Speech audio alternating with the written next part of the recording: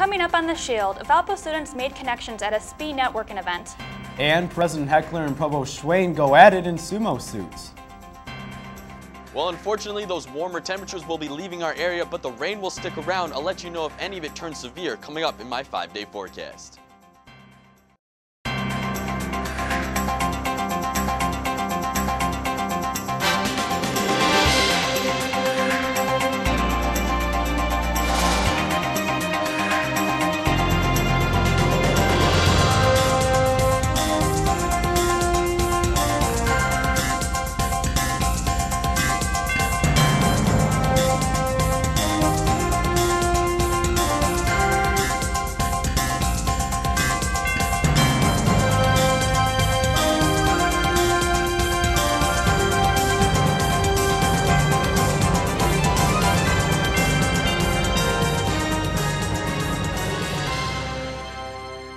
The Career Center hosted a speed networking event to help students ready themselves for the professional world. I'm Molly Smirka. And I'm Brendan Kinney. That story is first here on The Shield. This past Friday, students gathered for the Career Center's speed networking event. The event held in the Christopher Center gave students an opportunity to start networking with potential employers. For more, we go to Shield correspondent Randall Spriggs. Ever heard of the phrase speed dating? Well, in the job market, employers and future employees can call it speed networking. In a combined number of about 20, businesses and employers surrounding the Valparaiso University community gathered to this 3-hour event in which allows students the opportunity to begin networking with various employers. In return, those employers assisted students by suggesting tips and helpful approaches when applying for future jobs ahead. Senior Keaton Galogly shared his thoughts on how he felt about the program. Get a ton of different advice from every different background. I mean, I know what I want to go into, but it's nice to be able to talk to other people about how they network, not just here, but beyond. And it's less of a job interview, more of a, hey, here's how I do what I do, and you're trying to get advice rather than trying to get a job at this point. There are 20 rounds that were each 5 minutes long. At the sound of the bell, the sessions were complete and then a new session commenced. Holly Simpson, Career Center Assistant Director, was the MC of the event and emphasized the importance of this event in comparison to the recent career fair. What's special about speed networking is that it gives students and employers an opportunity to sit down for 5 minutes and actually have an interaction. Instead of like the career fair, we get maybe a minute and a half to actually get an interaction with an employer. This gives students an opportunity to get tips, advice, suggestions, career development advice. So it gives students a lot of opportunities. Candace Hansen, who was a graduate student obtaining her degree in clinical mental health counseling, saw the speed networking program a benefit for her progression into the real world. Well, I've taken away a lot of good tidbits of information that they've given me. I mean, like I've gotten some tips about my resume, how to make it look, and about some networking things, who to call, what to do, certifications, things like that. So lot of good takeaways in terms of what I can use when I'm finding a job. The career fair does intend for this to be an annual event. If you're looking for tips on making yourself stand out in the real world and want some advice through networking, students are encouraged to attend this event upon its next debut. Reporting for The Shield, I'm Randall Spriggs. To learn more about the Speed Network event and what is offered at the Career Center, log on to valpo.edu/career. Bacchus Gamma hosted a mocktail competition in the Hari Barroom last week. Fraternities and sororities mixed up non-alcoholic concoctions for those in attendance to enjoy. The women of Tri Delta won the competition with their sweet-tasting drink. The dance group Charisma performed for the crowd of both Greek and non-Greek members of the Valpo community. Bacchus Gamma had drunk goggles on hand and presented facts on the dangers of alcohol. The Christ College freshman debates have begun, and for more on this, we go to Shield correspondent Mandy Rathjen. Each year, Christ College freshmen participate in the freshman program, which consists of making up a freshman production in the fall and doing debates in the spring. The freshmen are divided into 4 groups for each of the 4 topics, and then they're put into pros and cons. Tuesday, April 5th, kicked off the first round of debating with the topic to resolve whether or not to normalize economic and diplomatic ties with Cuba. Speakers stated their positions on the topic and then were cross-examined by the opposite side. Audience members were given the opportunity to ask questions of the debaters as well, and as the debates ended, the audience voted for the pro or con side by exiting through either the pro or con door.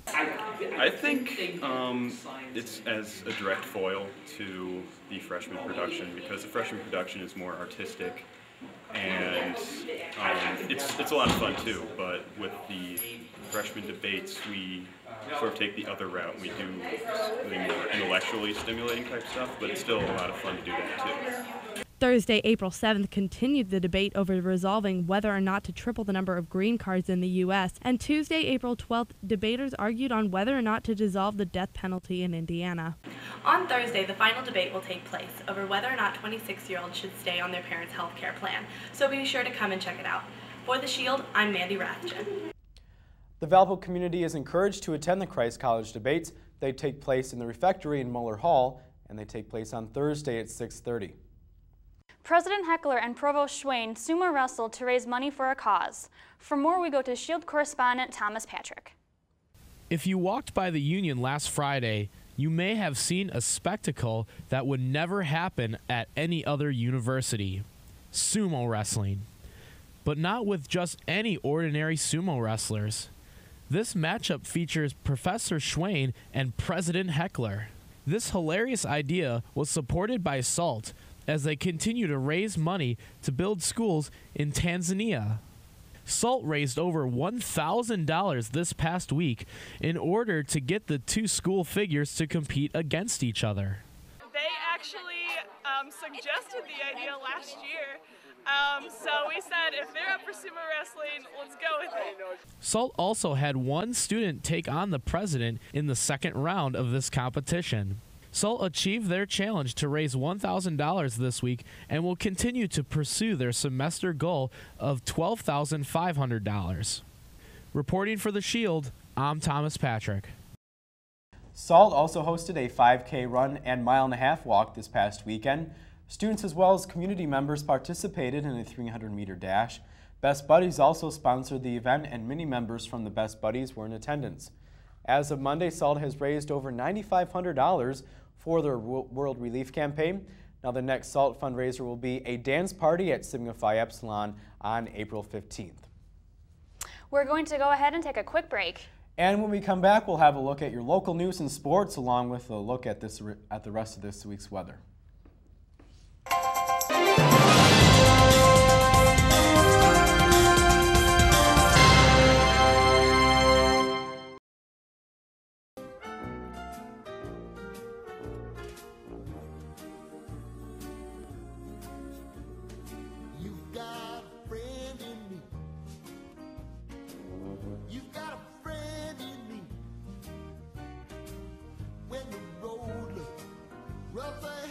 As soon as they get here, we split off into our groups and go to the bathroom and get a drink, and then we have snack time.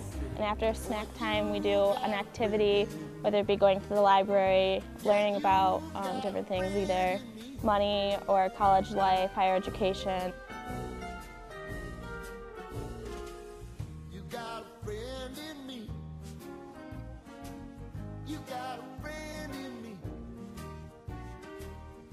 I learned that books are very important, and that able to get smarter that you have to read books.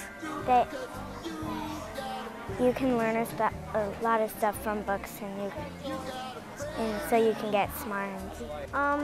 That you can eat while studying, and some people fall asleep on the couch.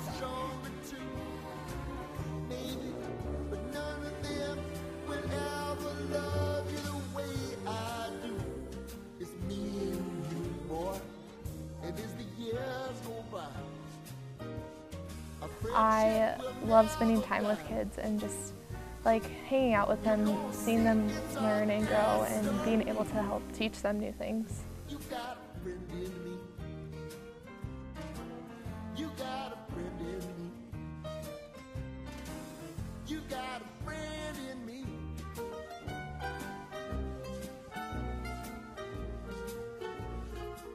The most important aspect of College Mentors for Kids is giving the kids role models that they can look up to, role models who have been successful, and to let the kids know that they too can be successful.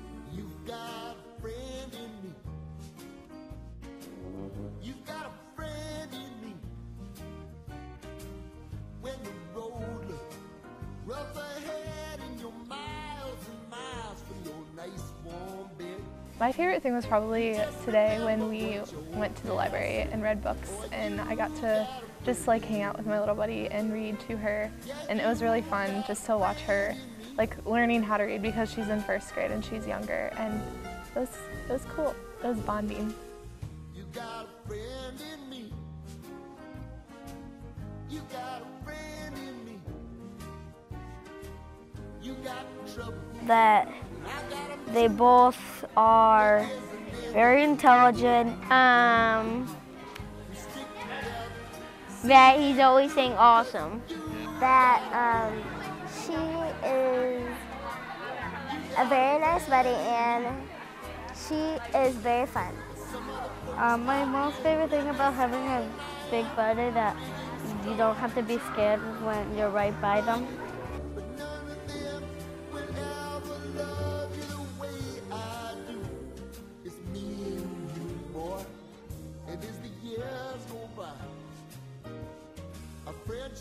And when there is an activity and when, you know, the planets align just right and an activity and a day and a mentor and a GM just really gets through to a kid, and you see that kid's face light up under the personal attention, and they know that this has all been set up for them, and they realize that they can, you know, that they are smart.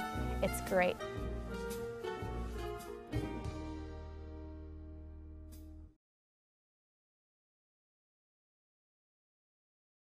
I'm Mike Targonski, and I'm on VU TV. We're Valpo Greek Life, and we're on VU TV.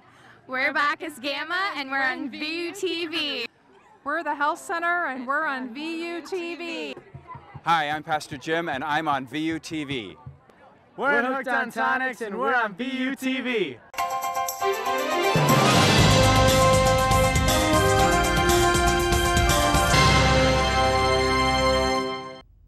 The Crusader baseball team swept the Cleveland State Vikings on the road thanks to 3 complete games from the pitching staff this weekend. In Game 1, Valpo scored 3 runs in the top of the 9th inning to give VU a 4-1 win. Justin Frayne scattered 7 hits while allowing just 1 unearned run and striking out 7. In Game 2, it was Damon McCormick's turn. He gave up just 3 hits and 2 runs in the 12-2 victory. In that game, every Crusader reached base, and 8 of the 9 starters either scored or drove in a run. In the finale, it was junior Tyler Deachin who tossed the full 9 innings, allowing 5 hits and 1 run in the 6-1 victory. This weekend began the second half of the Crusaders' 56-game schedule. After a slow non-league portion of their schedule, the Crusaders have turned it on when it matters. In league play, they are 5-1 in their last 2 league series and currently sit in 3rd place in the league. The Crusaders softball team played 5 games this last week, going 1-3-1. They lost Game 1 of a doubleheader to the Big Ten's Purdue Boilermakers 8-2. In Game 2 of that doubleheader, they tied Purdue 4-4 as the game was called due to darkness. VU then began a 9-game Horizon League road trip, first against Loyola this last weekend. The Crusaders took the first game of the 3-game set 5-2, but fell 5-4 and 8-0 in the final 2 games of the series. After the Crusaders' program record 13-game winning streak was ended in their first game in April, Valpo has gone 2-5-1. They currently sit 2 games behind the league leader at 5-4 in league play. It may be springtime and the NFL may be locked out, but for the Valparaiso football team, it feels like mid-season with their spring game coming up on Saturday. For more on that, we go to Brandon Spinner.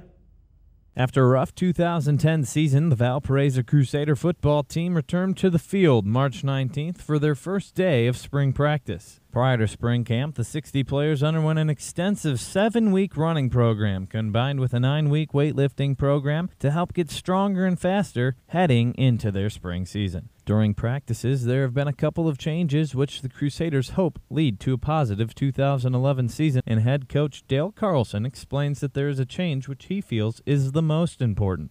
Had some players decided to move on that really came down to the attitude not being the types of young men that I felt could help us be successful here. And so that's been the biggest change. We've changed our defensive structure a little bit. We're, of course, toying with our offense, but I think the biggest change has been just in the attitude of the players. As well as the changes within the players, there have been changes within the coaching staff, resulting in a couple of new faces. We promoted Robert Lee, who was our special teams coordinator and defensive line coach, to the defensive coordinator position, and then we hired Chris Bowers, who was the defensive coordinator at Concord University, West Virginia, to be our secondary coach and our special teams coordinator. The team has practiced a total of 13 times so far, including 2 scrimmages, which leave just 2 practices remaining. You can see all these changes this Saturday, April 16th at 11 a.m. when the Crusaders have their annual Brown and Gold game here at Brown Field. Admission is free and all are welcome. I'd love to see you there, but for now, I gotta get back to practice. Thanks, Brandon. The men's track and field team took 6th in the 20-team field at the Chicagoland Championships this weekend thanks to a win in the 200-meter dash by freshman Julian Smith and another record-setting jump by senior Jarrett Mickens, who broke the outdoor long jump record by a quarter inch. Meanwhile, the women posted 7 top 10 finishes at the Chicagoland Championships to place 11th. In men's tennis, Valpo lost 5-2 at UIC with 5 of the 6 singles matches going to 3 sets. Valpo is still winless at 0-5 in league play. The Crusaders would respond, however, on Saturday with a 7-0 sweep over Indiana Wesleyan. This weekend, the women's team remained winless, dropping a 7-0 match at Oakland and then a 9-0 match against Wayne State. Finally, the Valparaiso men's golf team turned in their best team round of the season with a 292 in the opening round. The second round of the UK Bluegrass Invitational was then suspended due to darkness, leaving VU in 5th place. That's all from the sports desk. I'm Keaton Galogly. Thanks, Keaton. And Molly, this weather was beautiful this past weekend with temperatures in the 80s, followed by some cooler temperatures. I wonder if warmer temperatures are on the way. Now we'll go to meteorologist Justin Thompson-Gee for more. Valpo students really enjoyed the warmer temperatures that we were seeing this past weekend. Unfortunately, those will be moving on to the east and out of our area, so cooler temperatures will kind of move into our area throughout the rest of this week and even into this weekend. But we do have a continued chance for rain throughout the rest of this week, probably for about the next week or so. And then humidity is leaving the area. Those dew points will continue to decrease, thus decreasing the moisture in the air and the humidity. Taking a look at the regional temperatures around the area, not too bad right now. Chicago at 63. Basically everywhere around the region is in the lower 60s to the 50s. Lower 50s in parts of Buffalo, and then once you move off into the east, they're experiencing that warmer temperature that we had earlier this week.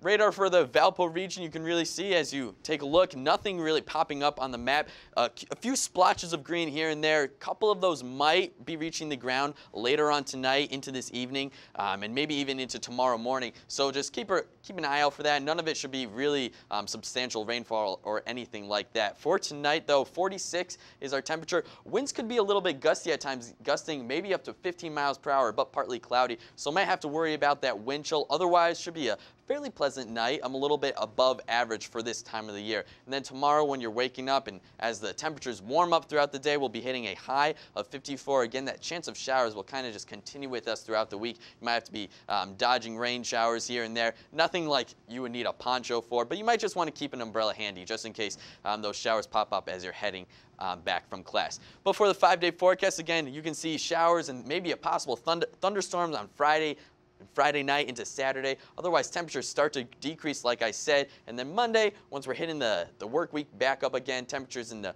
upper 40s again. But that sun comes out. Still, though, a slight chance of showers. That will kind of be the trend for the next couple of days. I'm Storm Shield meteorologist Justin Thompson-Gee. Have a great night. Thanks, Justin, and more Valpo news this evening. In the past, we brought you the story about those who choose to go every day without shoes. Last week, however, more students on campus spent one day without shoes. Shield correspondent Lauren Whitney-Gopreth has more.